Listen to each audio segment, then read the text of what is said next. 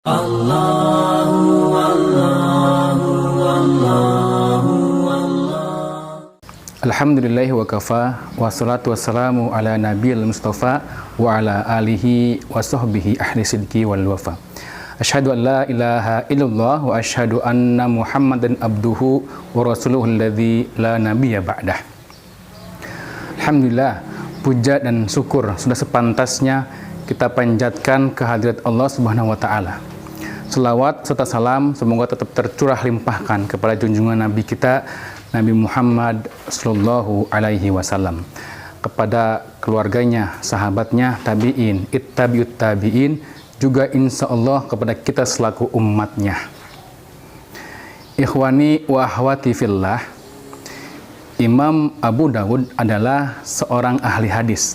Beliau termasuk kepada jajaran as-sab'ah, yaitu 7 imam ahli hadis. Di antaranya Imam Bukhari, Imam Muslim, Imam Nasai, Imam Abu Dawud, Imam Ibnu Majah, Ahmad. Itu adalah jajaran dari imam ahli hadis. Beliau lahir tahun 202 Hijriah, wafat tahun 275 Hijriah di Basrah. Selama 73 tahun, beliau mendedikasikan, mencurahkan kehidupannya untuk mengumpulkan hadis dari Rasulullah. Beliau berkata, kata betu an Rasulillah khamsa mi'a alfi hadisin. Aku telah mencatat, menulis dari Rasulullah sebanyak 500.000 hadis. Kemudian dari 500.000 hadis, beliau pilih mana yang termasuk hadis yang sahih, mana yang dhaif. Sehingga terkumpullah 4.800 hadis yang kita kenal kitab Sunan Abi Dawud.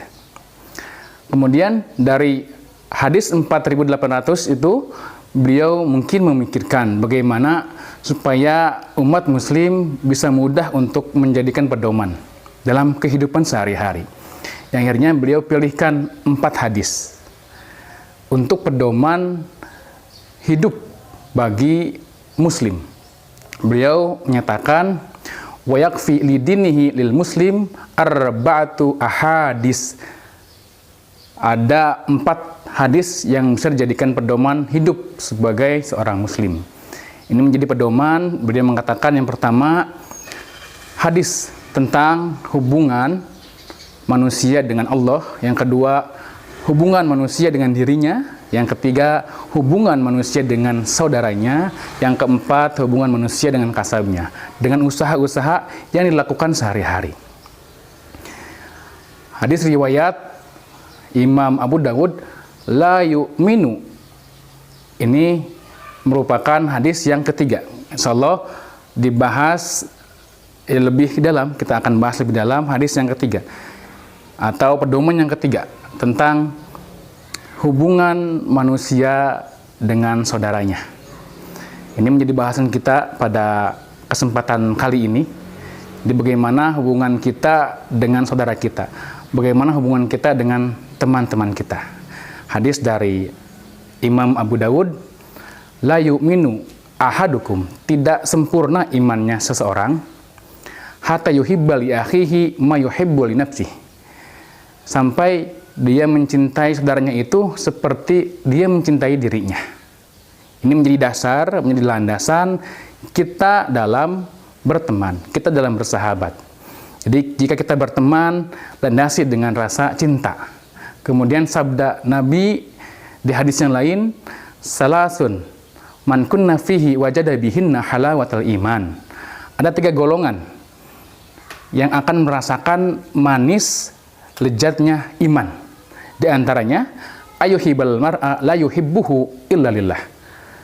Seorang yang mencintai saudaranya karena Allah. Jadi kita bersahabat, kita berteman, landasi cinta dan cintanya karena Allah. Dan Rasul pun mengatakan, ada 7 golongan. 7 golongan yang akan mendapatkan naungan oleh Allah. Di mana pada hari itu tidak ada naungan lain, kecuali naungan dari Allah. Di antaranya, 2 orang yang saling mencintai karena Allah, Mereka bertemu karena Allah dan berpisah pun karena Allah. Ini yang akan kita bangun ketika kita berteman, ketika kita bersahabat. Landasi, dasari semua itu lillahi ta'ala, karena Allah.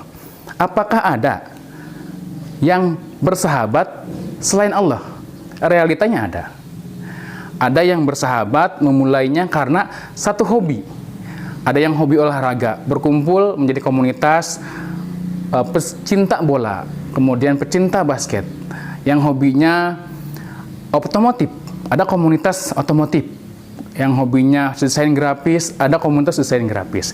Dimanapun komunitas kita berada, landasi dengan kecintaan kita kepada Allah. Itu poin yang pertama. Itu poin yang pertama, bagaimana hubungan kita dengan sahabat kita. Etika kita sebagai muslim dengan sahabat kita. Adab kita bergaul dengan teman-teman. Landasi karena Allah. Ikhwani wa akhwati fillah, poin yang kedua, etika dalam bergaul, dalam bersahabat dan berteman, itu yang kedua adalah ihfad lisanaka, jaga lidah, jaga lisan. Tentu dalam bergaul, dalam bersahabat, kita pasti berkomunikasi, pasti berdialog. Nah, ketika kita berdialog, ketika kita berkomunikasi dengan sahabat kita, dengan teman kita, pastikan kita berbicara dengan menggunakan tutur kata yang baik. Tidak ada yang tersakiti oleh ucapan kita. Tidak ada yang merasa terlukai hatinya karena ucapan kita. Jadi, jaga ucapan, tidak menyakiti, tidak mengolok-olok, mencaci, memaki, bahkan membuli. Jadi, etika kita sebagai seorang muslim itu menjaga lisan. Imam Jalaluddin As-Suyuti ketika menafsirkan ayat walisana wa syafatain, beliau mengatakan dari organ tubuh, anggota tubuh ini berpotensi untuk melakukan dosa yang ujung-ujungnya akan menghasilkan siksa, ya. Akan menghasilkan siksa. Kemudian dia mengatakan dari organ tubuh ini ada segelnya. Yang pertama, mata. Mata ada segelnya. Mata berpotensi melakukan dosa. Apa segelnya? Segelnya adalah kedua kelopak mata yang bisa menutup dan membuka. Kemudian yang kedua itu adalah kemaluan. Kemaluan itu berpotensi untuk melakukan dosa.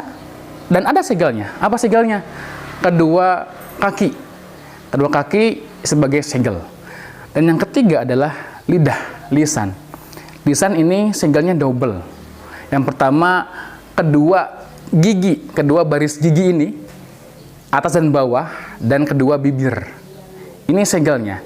Jika mulut kita atau gigi kita ditutup, kita nggak akan jelas. Ngomong nggak jelas. Apalagi tambah dengan bibir, kedua bibir kita tutup. Udah nggak akan bisa diketahui apa yang diomongkan. Ini menandakan bahwa ucapan, lisan ini benar-benar harus kita jaga. Ketika Rasulullah dengan sahabat Mu'adz bin Jabal itu berdialog, Rasul mengatakan bahwa kebanyakan dari manusia itu disiksa itu karena ucapan. Dan Mu'adz pada waktu itu mengira bahwa yang akan banyak diadili itu karena perbuatan. Ternyata Rasul mengatakan karena ucapan.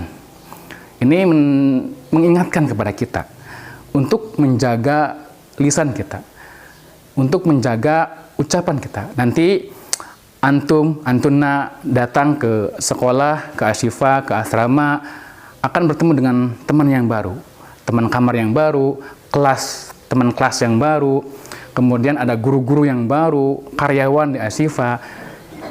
Ingat, gunakan bahasa-bahasa yang baik, tidak menggunakan bahasa yang kasar, kemudian tidak menyakiti teman-teman kita. Ini poin yang kedua. Karena ada hubungan antara lisan teman dengan surga. Ya, ada hubungan. Dari hadis yang lain Rasul mengatakan hurima 'alan nar, ya, diharamkan baginya masuk ke neraka. Ini sudah ada dapat stempel haram masuk neraka. Untuk siapa? Kullu hayyinun layyinun sahlun qaribun. Hayyinun yang mudah lunak hatinya, lembut hatinya, mudah bersimpati ketika ada teman mendapatkan musibah. Ini hayyinun. Kemudian layyinun, lidahnya, lisannya baik, selalu berkata, tutur katanya baik. Kemudian sahlun, mudah, ketika berurusan dengan dia memudah.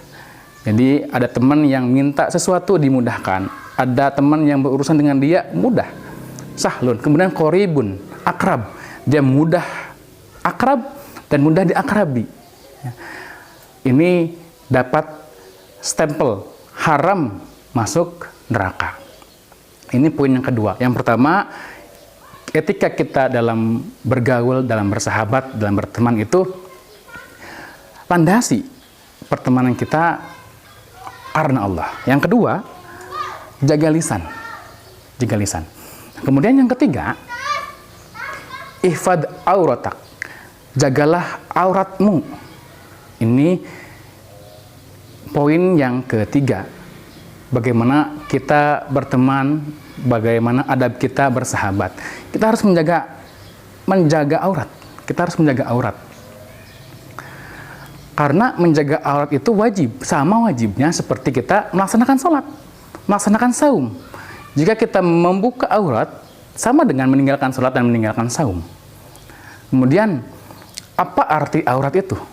Dalam kitab Tarbiyatun Nisa, aurat itu, al-auratu sau'atul insan wa dzaka kinayah.